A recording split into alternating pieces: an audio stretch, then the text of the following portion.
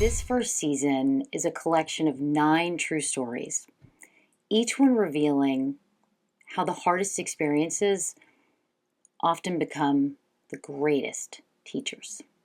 It was October 2006 in Orlando, Florida. The morning started just like any other. I was a journalist, I was a TV reporter, walk into the newsroom, I'd pitch a few stories during the morning meeting. Sometimes it was alleged corruption, sometimes it was a trial. I had reported on a lot of crime at that point. Murders, you name it. The kind of violence that just leaves people and a community broken. Well, that morning, I was assigned to the story of a missing child. 5 years old, autistic, nonverbal. The little boy had walked away from his grandparents' home in his little pajamas. It's innocent. I imagine unaware of the dangers around him. I watched the search unfold. I remember the neighborhood was lined with these old trees. And I recall the little boy's family and their church community, they were out searching desperately, calling his name, praying, combing every inch of the brush, every stretch of the pavement.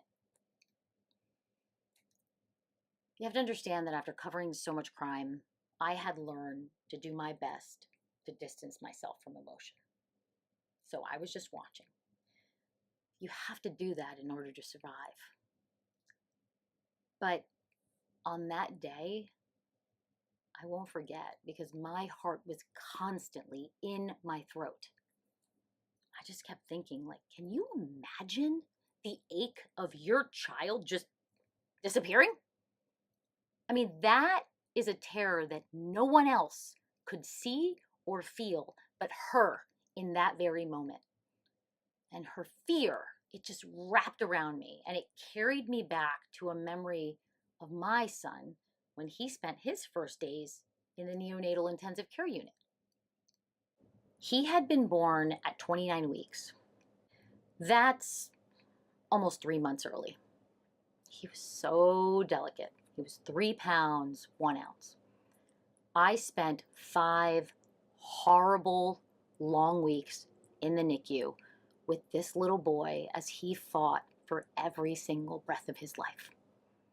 There were so many nights I didn't know if my son would make it. And on that day, I carried that memory like a stone in my chest because in her terror, I recognized something that I knew very well. The kind of helplessness that sinks into your bones when a child is vulnerable and when all you can do as a parent is hope. And as my heart ached for that mother, my reporter eyes caught a shift in the scene. I noticed that the police had cordoned off an area. I saw boats, radios, and flashlights were slicing through the morning gloom on a small lake. And then the dogs arrived, specifically the bloodhounds. Okay, so years of experience had taught me the cruelty of a bloodhound's signal. If they bark, they have found something. So you are constantly hoping they don't bark. So their paws hit the deck. And on the boat, their noses are sweeping the air and the water. They're tracing a scent that's obviously invisible to everyone else. And then their bodies went rigid. Their noses began to face down. And then I heard it. I felt like I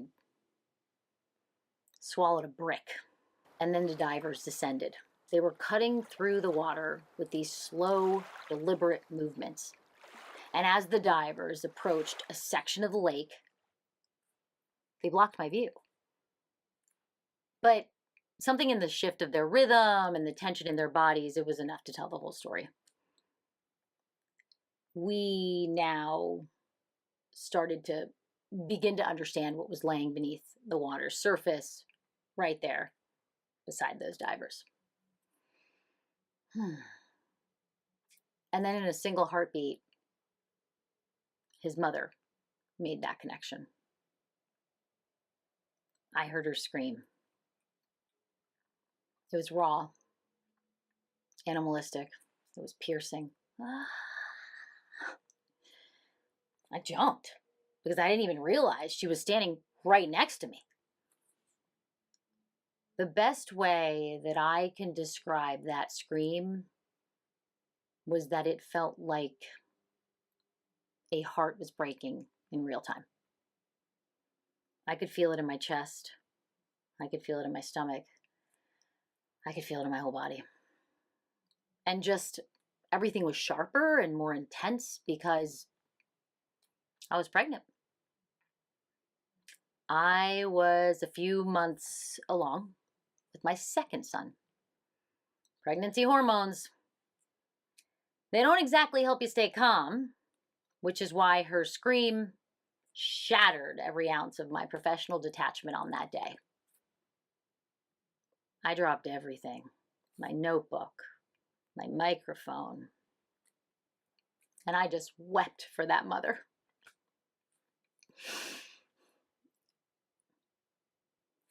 In the midst of it all, I had formed a bond in this universal language of a mother's love and worry.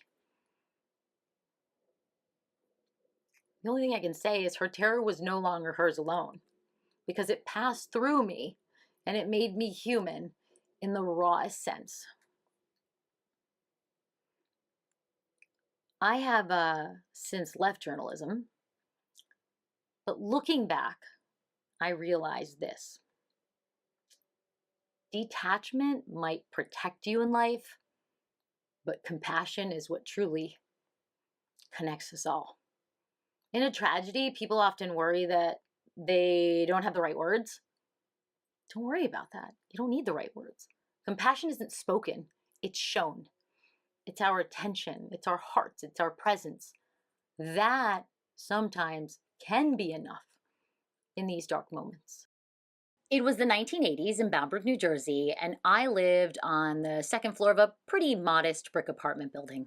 Now, inside, it smelled like vapor rub. Well, my parents called it vaporub. You know, that little blue jar, you twist it open and it smacks you in the face with mint. Oh, if you're Hispanic, you know. I mean, my parents put it on everything. Your chest, your knees, your elbows. The smell of vapor rub literally still clung to us as we slipped on our shoes and we were heading out the door. So this was the first day of school. I was 5, Robert was 9. So we step out into the morning air, and the mint storm is now gone. It's been replaced by the aroma of these fallen pears, and they're rotting in the grass. I remember I would sometimes pick them up, and I would bite into them, and I would wipe the juice on my pants, because hygiene at 5 years old it's optional. Not that it mattered, because I was about to get pear all over me. That morning, there was this group of boys. They grabbed the pears from the ground, and they hurled them at us like baseballs. I look over at Robert, and true to form, I have to say, he bends down, picks up the pear, holds it up like he's just been invited to play catch. Robert never saw the cruelty. Everything with Robert was light, and it was bright, and it was entertaining. Robert had dark hair, long legs. His smile, it was the size of Texas. It was too big for a small town like ours. He was impossibly innocent. Now I, on the other hand, I was the complete opposite. I looked like Punky Brewster, but I acted like a tiny, over-caffeinated CEO. I leveled my glare at those boys and I said, "Get out of here. Leave us alone." I may have been acting mean, but I looked more like a decorative doll in Grandma's cabinet. I had this beautiful, fine, dark hair, a freckled face. I'm definitely not scaring anybody. The pear bombing attack was not interrupted by me. It was stopped by the crossing guard. He was older. He gave Grandpa energy, I guess. He was standing there in his orange vest and his whistle dangling. And I remember his fingers were moving as if to say, "All right, drama's over. Let's keep it moving. Let's go, people." So we make it to the school, and Robert and I, we parted ways. And as I entered the kindergarten room, I was reminded that my mom had me wearing a pair of corduroy pants. Ugh, they were stiff and they were scratchy and they were absolutely not my choice. I remember arguing with my mom, and she just said, Karen, no me importa que piensen los niños. Translation, Karen, I don't care what the kids think. Yeah, but I did. Anyway, it didn't matter because right at that moment, I got this weird, this strange, uncomfortable feeling. And it was pressure and it was building in my stomach. Kind of felt like a balloon was inflating inside of me. At first, I tried to ignore it, but my body was like, we're doing this, kid. So I raised my hand. Mrs. Smith. And she looks at me with this face like she's auditioning for the role of angry librarian in some soap opera. Can I desperately pointed at the door. She didn't break character. Not now, Karen. Not now? Lady, this isn't Netflix. You can't just pause a 5-year-old. I wasn't asking to wander the halls. I was 15 feet from salvation. So I bounce my legs like pogo sticks. I twist, I squirm, I do the hokey pokey. I mean, I tried everything. But nature, it doesn't negotiate. And that's when it happened. Warmth spreading everywhere that it shouldn't. Look at them. My god-awful corduroys. And of course, now there's a dark patch blooming on them. The only thing worse than those corduroys, wet corduroys. There was silence for a beat, and then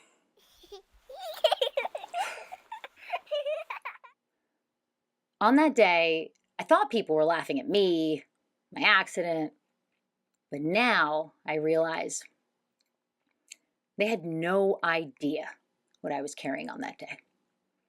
Because Robert wasn't just my older brother. In many ways, Robert was my little brother. He had an intellectual disability. At 9, his mind was more like a 3-year-old's. He also had a language disability. Most people couldn't understand him. They couldn't understand a single word he said. Not even when he said his own name. But I could. I understood him perfectly. I became his interpreter and his protector. And I want to be clear, my parents never put that responsibility on me. They really didn't have to. I mean, loving someone with that kind of innocence, it just naturally pulls you in. It was me. I wanted to help Robert. Except that morning, my body just, it couldn't keep up. And no, it wasn't Mrs. Smith's fault either.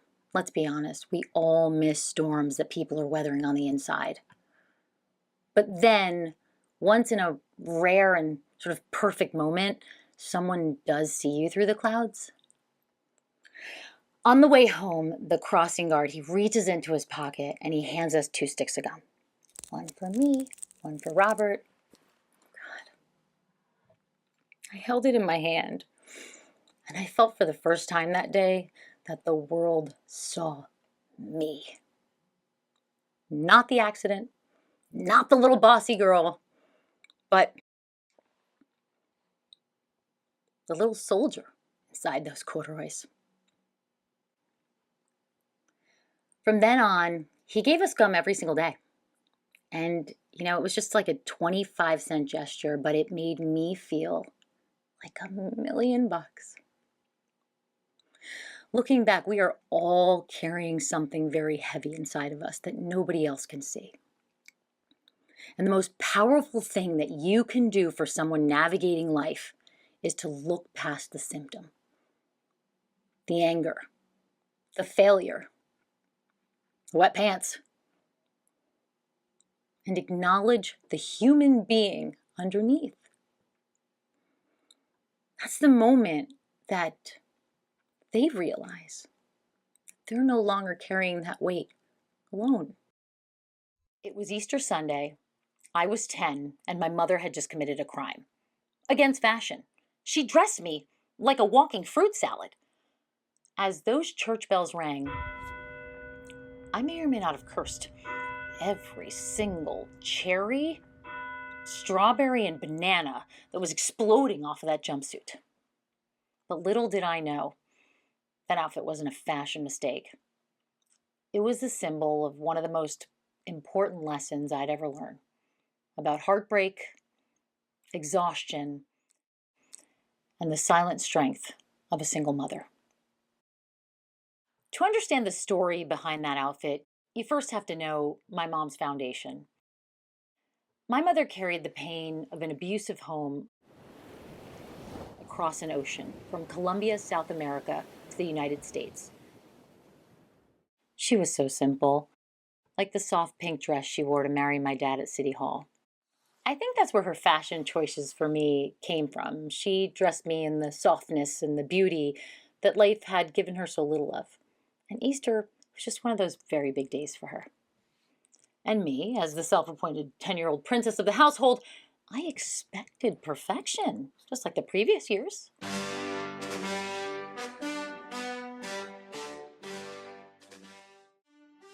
Pink dress, white ruffles cascading down the front. A perfect, tiny silk rosebud pinned right at the throat, the kind of flower that implied inherited wealth and good manners. But this year, something was different. Instead of pastel perfection, my mother pulls out a sleeveless jumpsuit covered in giant red cherries, sunshine yellow bananas, and strawberries with neon lime leaves, the color of this sweatshirt. It's actually why I wore it. Each fruit was the size of my 10-year-old hand. It wasn't ugly, it was just aggressively out of season. It wasn't something that you would wear to church. It was something you would wear to, I don't know, spit watermelon seeds at a summer barbecue, not something you would be kneeling in a pew asking Jesus for forgiveness.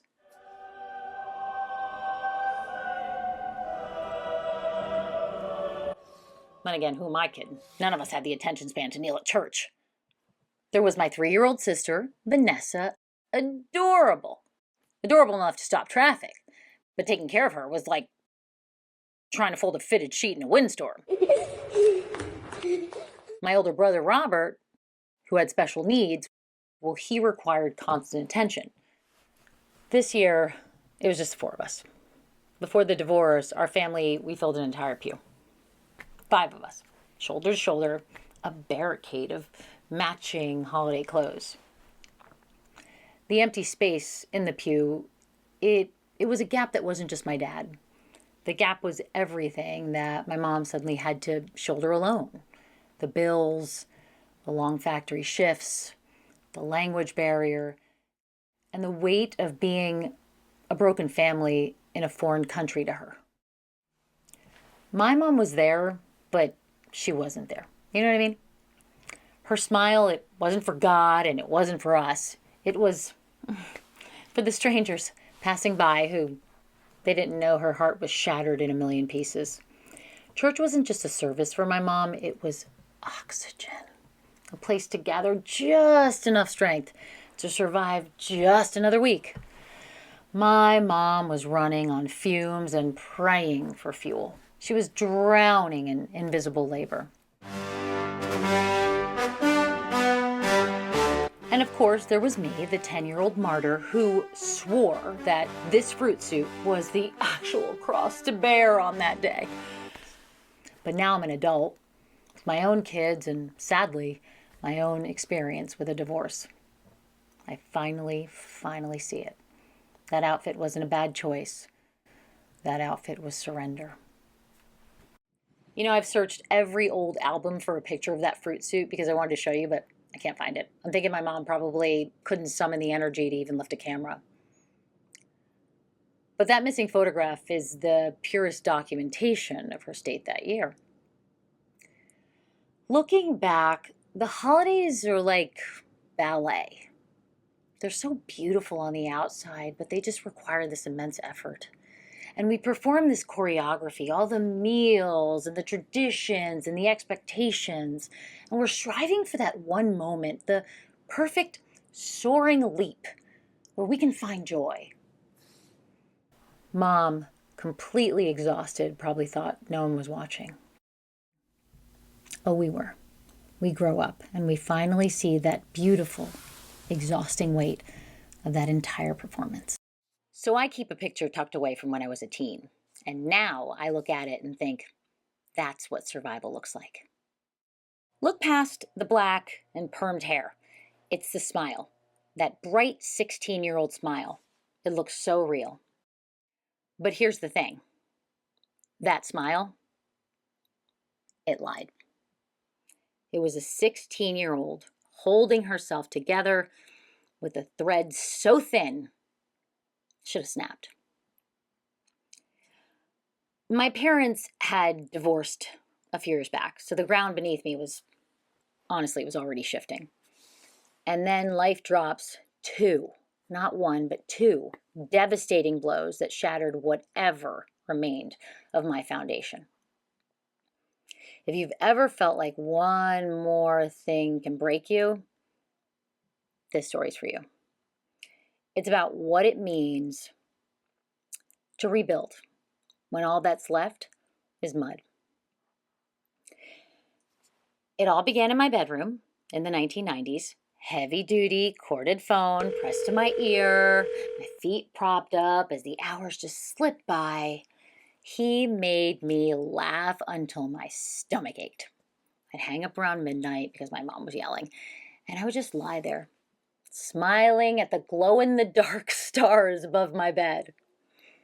And at Catholic school, when I personally hated my uniform, one glance from him, and suddenly I didn't mind how I looked at all. And then he came to my house. It was home, but I was highly aware of how others judge me, so I felt like I always had to hide my home. But with him, it just didn't matter.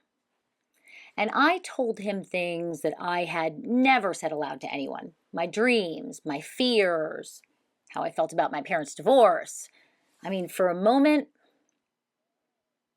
he felt like the one solid thing that I had in my life. And then life shifted. My grandmother passed away. It was my first true colossal loss, the kind that doesn't just break your heart, it rearranges it. I remember she used to pull me into her arms when I was little, settling me onto her lap as her rocking chair tilted dangerously back. And she would say the most beautiful things to me with her soft voice. Daddy, she had nicknamed me. And she'd press this crumbled dollar bill into my palm, closing my fingers around it and whispering, "No le digas a nadie." Don't tell anyone. Oh, the grief of that loss. Like a weight I just could not lift. And then during that trip, he changed. He became distant. The calls got shorter. His laughter just felt thin. When you're a teenager drowning in grief, you feel every shift like it's an earthquake. And you just know when someone is pulling away. When I got back to New Jersey, without ceremony, he broke up with me. The pain was so sharp. It felt physical. Eating, pointless. Laughter, disappeared. There was this sandbag over my ribs. And school became a theater of humiliation. Every hallway felt like the eyes are staring. I've always been very talkative, but now I just sat on my porch, quiet, watching the cars pass by. I remember I asked myself the most terrifying question. If everything beautiful can be taken away so quickly, why even try to build anything at all?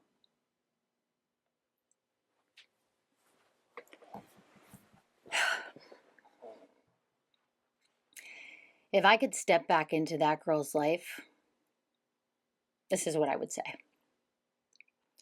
What you are feeling is real. The breakup, your grandmother's death, your family's fracture. It is grief upon grief upon grief. And don't let anyone reduce that to teenage drama. And him. Let's be honest. He wasn't sweet. He was controlling. At 16, you just didn't know how to name the jealousy or the tiny axe that chipped away at your worth.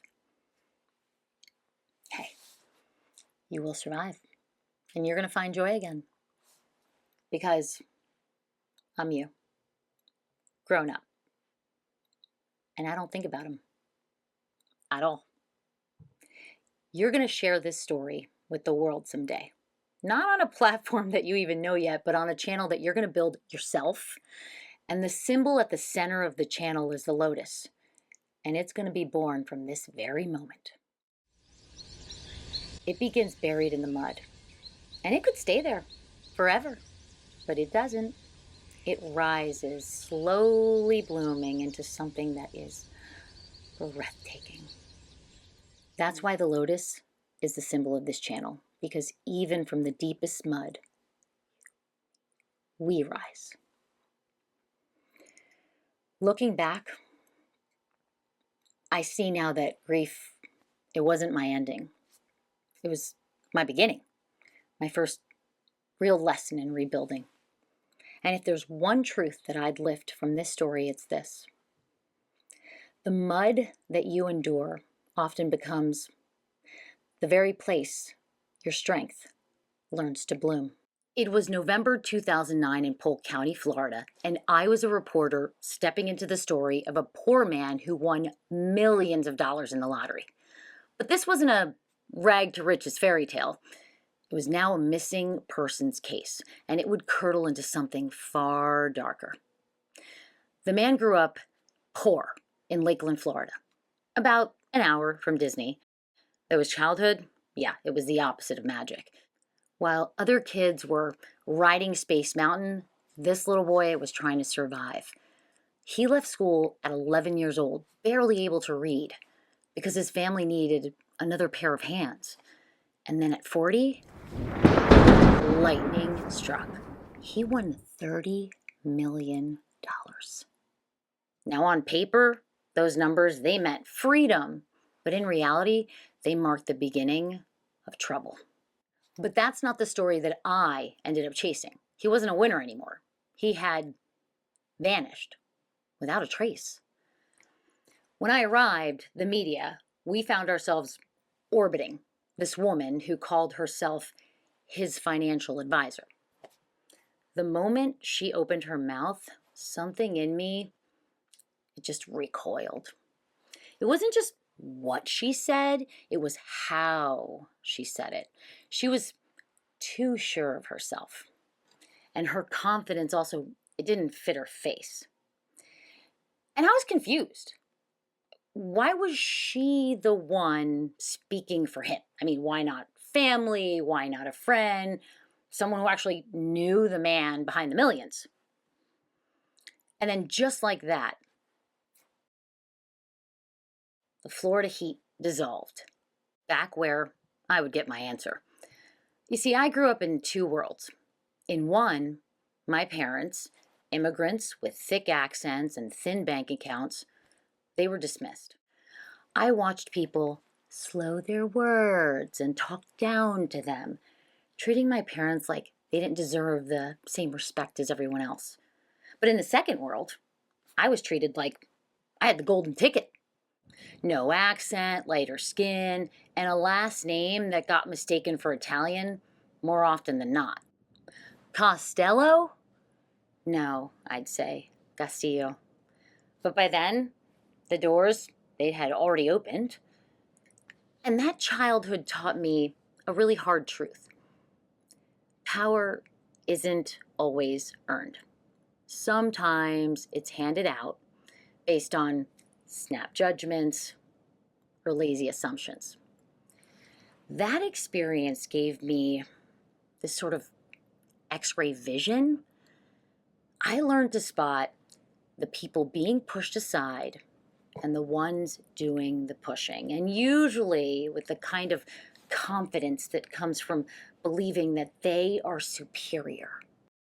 So there I was, decades later. I'm now a reporter, sweating under the Florida sun, when this woman rolls up in an SUV and her designer glasses, just ready to charm the cameras.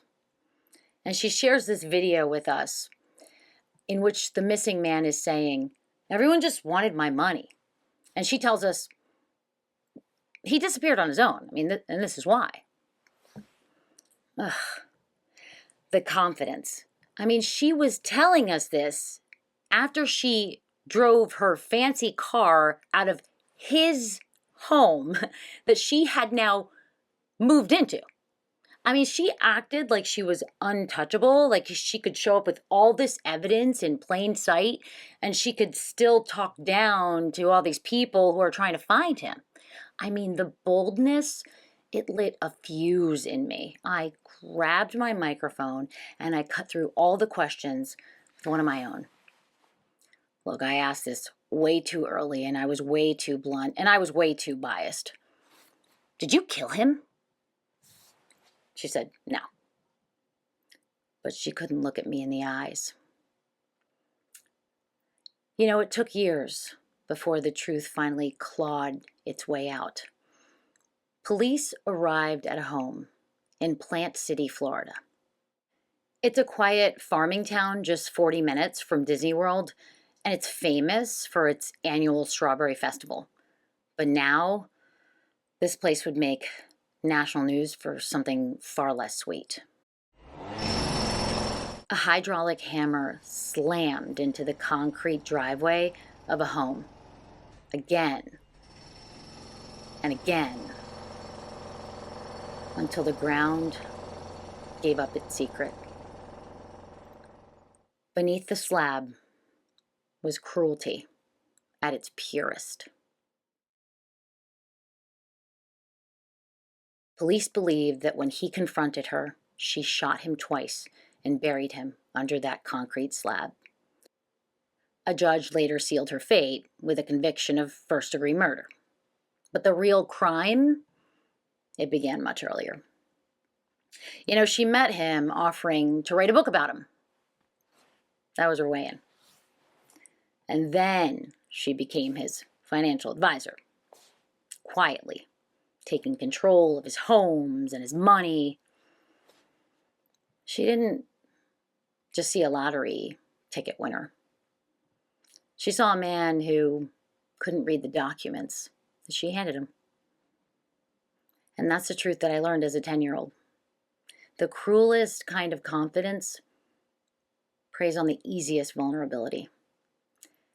He may have been marginalized his whole life, but that didn't make it right. Looking back, the predator relies on society's trust towards confidence. We assume the person who looks the part is telling the truth. So your defense begins when you stop trusting that performance and you start fact-checking the confidence. In other words, learn to see the word con in confidence. I was 13 and I had a phone. Not a cell phone. This was 1990.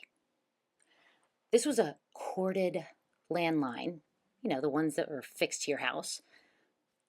I know, at that point, everyone had one of those, but I had my own phone, and not everyone had that. Which in the world of a 13-year-old back then, that meant absolute power. So this is my little sister, Vanessa. She's 7 years younger than me. We're both upstairs. I'm in the front room. She's in the middle room. She's playing with her neighbor friend. And suddenly this neighbor kid is in front of me trying to get my attention. I look at her. I'm annoyed. She's 6 years old like my sister. "What do you want?" And she's standing there totally calm. She points towards the middle room and she says, "Your sister fell." Well, I don't hear any emergency sirens, so I'm thinking, fell like, whoops, she tripped on a toy, fell? So I do what any responsible, okay, maybe not responsible, 13-year-old would do. I turn around and finish my conversation. But then I turn back around and I cover the receiver and I ask, fell where, kid? The girl just calmly, again, points towards that room. So I drag this corded phone with me towards the middle room because obviously I am not hanging up. I step in, I look around, no sister. Where is Vanessa? The neighbor kid sticks her hand through the open window in the room. The second story open window. And as calm as someone reading the ingredients on a cereal box, she says, out there. I said, out the window? My blood went cold, and the rest in my brain is sort of slow motion. I'm holding my phone.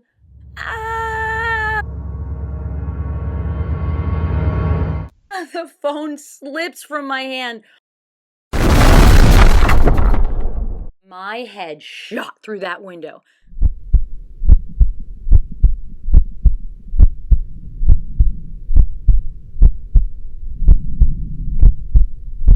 Oh. 2 stories? And that's when I got the full story. Vanessa, being 6, had looked down at the concrete and asked, I wonder if we can fly. And her friend, who I guess is also not the sharpest tool in the shed, was like, me too, let's try. And then came the moment that still has me smacking my forehead. The friend says to my sister, but you first. Oh my God. I ran down the stairs, through the living room, out the back door, running like Olympic gold medalist Usain Bolt on Red Bull. All the while, I am thinking, my sister is about to die. She's 6, and I'm supposed to be her babysitter. I'm not ready for this because, oh, if she dies on my watch, I am dead. I'm not just dead.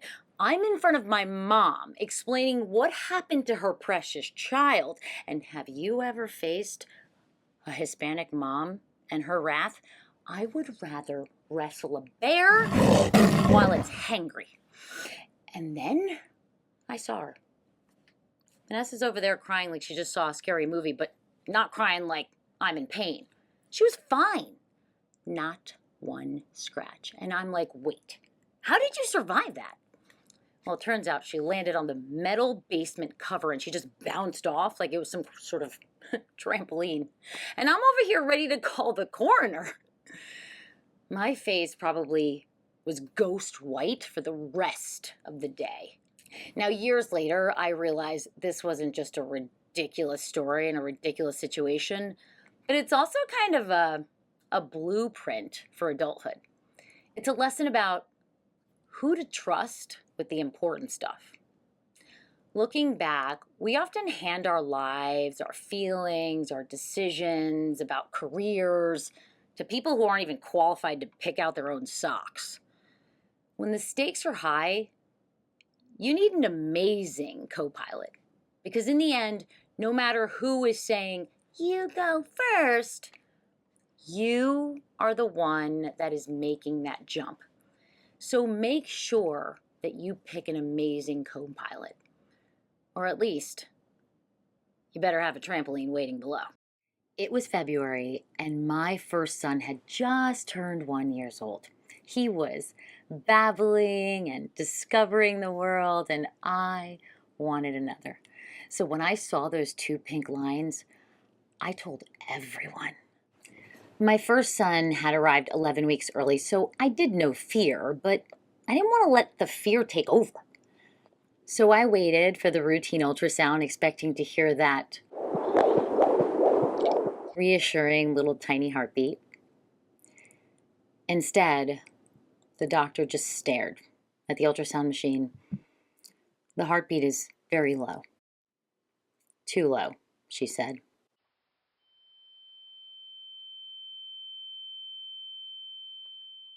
And in that moment, I was right back in that NICU. 5 weeks of monitors and alarms. 5 weeks of holding my breath, feeling every ounce of helplessness and guilt. I had blamed myself for why he came too early. That fear, that guilt, the questions, can I even keep a baby alive? They just all flooded back at once. And her tone, it was flat, and it was practiced, and it was like a knife. The miscarriage alone was crushing, but her delivery, she made it worse. This was a Tuesday for her. But for me, it was a lifetime filled with so much future. And it was just gone. The first steps, the first day of school. The doctor didn't tell me when it would happen, so that afternoon, I guess still in shock, I went to a baseball game in Orlando. I already had the tickets. I guess I thought at the time that this distraction might quiet the noise that was in my head. About an hour into the game, this cramp slices through me. It was sharp, it was sudden, and in that bathroom stall, everything happened all at once. It came so quickly and so forcefully, and I was just in shock. I remember I pulled my jeans back on just to contain it, and they soaked through in seconds. So I called the doctor. And I'll never forget what she said, because she said, go home and let it process itself. The next day, I just spiraled. It was like every movement was me walking through water, even from the bedroom to the bathroom. So I called my boss and I said, I'm going to need another day. And she says, I thought you said you were fine. Yeah, I had said I was fine, but that was literally minutes after it happened. My mind was clearly in a fog. I was not fine then. I was not fine now. Look, I understand that people are in work mode, especially in a newsroom where you have this exposure to trauma and tragedy, and it becomes a part of the job. But that hurt, because she was treating me like I was supposed to snap back, like my pain could just fit neatly into some news cycle. 2 months later, I'm back at work. I'm at a press conference, the ordinary. And then suddenly this pressure sends me right back to another bathroom stall in a public place. Wow. My body had retained part of the pregnancy. And now it had decided it was going to let it go. I know the doctor had told me 2 months ago to let it process itself, but what I was looking at, that was not processing for me. There are 2 moments that I still return to when I think about this story. It's the way that the doctor spoke to me, and of course, my boss. And for a long time, I would replay them in my head. And they mattered, but they're not the center of this story. The center of this story is forgiveness. First, I had to forgive myself. After this premature birth, I beat myself up about whether or not I could carry a child. And that haunted me, and eventually I had to put that down. I also had to forgive those who hurt me without meaning to, because I know that the doctor and my boss, they didn't intend to hurt me. Looking back, forgiveness, it doesn't undo what happened, but it does alter the weight of it. It allows you to hold that grief without being consumed. And that was a gift. And it was a gift that I really needed to give myself. And so I want to ask you, what do you find hard to forgive? It was just past 1 o'clock in the morning in Allentown, Pennsylvania. The summer air was thick and the heat felt suffocating. An exact match for my life at the time. I had just left a party on 2nd Street, and I was walking home alone. I was utterly alone in a town buzzing with whispers about a 15-year-old who had disappeared just weeks before.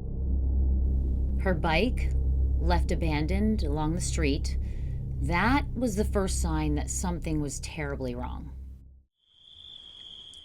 But that night, my mind, I was a teenager, barely registered it. I was somewhere else in my head, lost in my own thoughts. I kept running my fingers through my curls, fresh from my perm. Then I remember I regretted it. It was tight. It looked like Richard Simmons, that 1980s fitness icon. Now, it doesn't look so bad here, but that's because I washed the perm solution while it was still setting in. So it settled into this weird, half-committed combination of straight and curly. That whole year, it just felt off kilter anyway. My father now lived an hour away. My mother spent 2 hours every day commuting back and forth from work. And so by necessity, the weight of the home rested on my teenage shoulders. It was like a boulder that wanted a permanent seat. And with my mom getting home late from her long commute, I became the family cook, usually serving up a very, very well done steak because I almost always burnt it. I also had to help cover some of the bills with my part-time job. And on top of everything else, I became the caretaker for my annoying little sister. That's a lot for a teen. So yeah, I dipped out that night. While my mom was asleep, I went to a party. At the time, I didn't care about the risk. Please, I just wanted a break. Sure, the dangers outside existed, but I didn't understand their gravity. At least not at the time. So I'm on the walk home, and I hit the halfway mark, and it's the county jail. And I remember looking up at it, and I would later realize that the town's biggest threat that night, he wasn't inside that jail yet. And I would also later learn that I was walking that night literally through his hunting ground. That 15-year-old girl that I mentioned earlier, who went missing, she was murdered while delivering newspapers for the town's paper, The Morning Call. And he didn't stop with just one murder. He was a serial killer. At 17 years old, he became the youngest serial killer in Pennsylvania's history, killing 3 females and attacking others who survived. He primarily targeted young women and teenage girls, usually alone. One of the victims that summer was just a 5-minute walk from where I walked that night. 5 minutes. I was a teen. I was alone, just blocks away during those summer months when this serial killer was out there hunting and still free. Thank God that fate spared me. Not because I was smart, not because I was aware, but because I was lucky. That night has taught me countless immediate lessons, and I always think about those victims and their families. Their suffering is a profound part of my memory. Looking back, my need to escape that night, it was an impulse to run from my life's burdens. The instinct to avoid our problems, that's universal. It's that slow realization that our marriage is over, not in a fight, but after years and years of avoiding one hard conversation. It's that doctor's phone call about our health because we put it off until it was too late. Every time we close our eyes to what's real, we take one step closer to something that we may never recover from. So, what are you avoiding right now? I had just stepped off of a cruise of a lifetime with my husband, my daughter, and my mother in law, Linda. In fact, I was still sun kissed when we got the call that changed everything. At 79, Linda was a ball of energy. She didn't just talk, she communicated with her whole little body. She was tiny. I mean, maybe 90 pounds soaking wet. But wow, she was fast. Her walk, it had this signature twist where one leg would sort of turn slightly inward. And her hands, they had just as much personality. They were arthritic and they were delicate, and her fingers would fold over themselves like crinkled paper. I can still see those fingers holding on to the margarita on the cruise. But just a few days later, Linda would have a massive stroke. And those same hands were suddenly struggling to hold a spoon. And while she was losing the ability to control her body, I was also lost. I was losing the ability to understand the system that was supposed to help her. I found myself so frustrated having to repeat her medical history to the cardiologist, the neurologist, the nurse.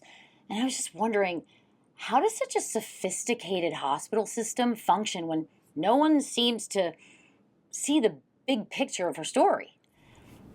Every day I was met with these drive-by consultations where doctors would share with me, I don't know, for example, oh, these are her potassium levels. And I just felt so stupid for not understanding, okay, why do those metrics matter? And what does this mean for her life? Her care team was almost like a race car pit crew. Every mechanic is this like world-class genius at like changing one specific bolt.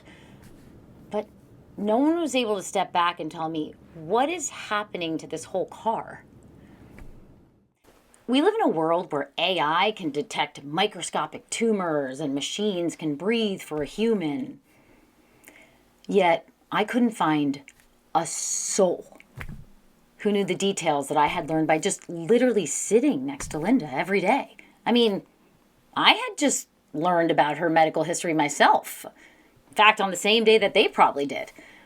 I wasn't more knowledgeable. I was probably just more invested. And the thing is when you're that invested, you notice things that the data or the machines can't capture. For example, Linda's weight was dropping pretty rapidly. She was like 90 pounds and 85 pounds, 76 pounds. I mean, she was refusing food. But I knew that Linda loved sweets. So I would blend these nutritional shakes into an Oreo milkshake, hiding the extra calories. Forgive me, Linda. But before giving it to her, I'd sit there and I would pick out the thick chocolate pieces one by one because I was terrified that she might choke. And there's one doctor, he saw me and he asked this question I'll never forget. He wasn't typing, he wasn't scanning with his monitor. He was looking directly at me and he said, "Is she your mother or your mother-in-law?" When I told him that she was my mother-in-law, he genuinely looked surprised. So I explained to him, look, Linda is the kind of mother-in-law that people probably don't believe exists. From the moment she met me, there was no judgment, just genuine warmth. And my husband had just taken this brand new job. And I was fortunate enough to be in a position where I could stop and just be with her. And I think part of the reason why I could do that was because she had always given her full attention to our family. I mean, she would joyfully take in all of the kids' stories, their tiny triumphs. She listened like they were front page news. I can't tell you how many times my husband and I, we wondered, how are we going to explain this? How are we going to explain this reality to the kids when we barely have answers ourselves? That's what pushed me to do something I never imagined I would do. I turned to artificial intelligence. Here I was, standing there in front of a literal machine to tell me the truth, gently. Can you take all of this coldness and tell me, how much time does she have? At this point, I don't even know if I remember what ChatGPT said, but I remember that it was pretty close. Linda passed 4 months after that cruise. And I do carry some regret with me because I could have pushed harder. I could have asked the doctors to slow down, to be clearer, to help us face what was coming. But I think part of me was afraid to hear it spoken out loud. Looking back, we spend so much time debating when AI will replace humans, but what unsettles me more is how all of this exposure to data and digital systems can make human interaction feel less personal. Replacing eye contact with screens, vulnerable conversations reduced to text, and doctors that are typing through moments that call for presence. We keep asking when machines will take over. The harder question is whether we've already started letting them. If there's one thread that is connecting every story this season, it's this. The moments that challenge us, those moments often, they shape the people who we've become.